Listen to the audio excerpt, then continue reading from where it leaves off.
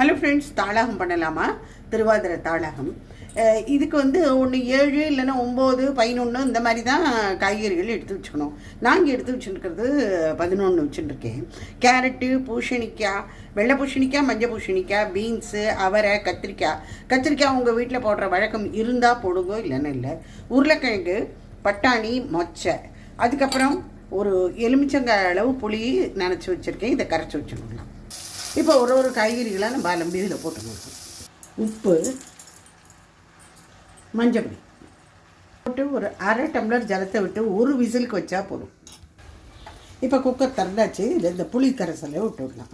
இதுக்கு சில சாமான் வறுத்து அரைச்சிக்கணும். 2 டேபிள் ஸ்பூன்ஸ் ஆஃப் தில் ஆர் செசமி சீட், 2 டீஸ்பூன் அரிசி, பச்சரிசி, இதில் வரைக்கும் வறுத்து பொடி பண்ணி வச்சுருக்கோம். இதில் கொஞ்சமாக தேங்காய் எண்ணெய் ஊற்றிருக்கேன், 1 டீஸ்பூன். இதில் துவரம்பருப்பு, காவத்தல் ஒரு 4-5 இது, தேங்காய், கருவேப்பிலை கொஞ்சம், 2 டேபிள் ஸ்பூன் போட்டிருக்கேன்.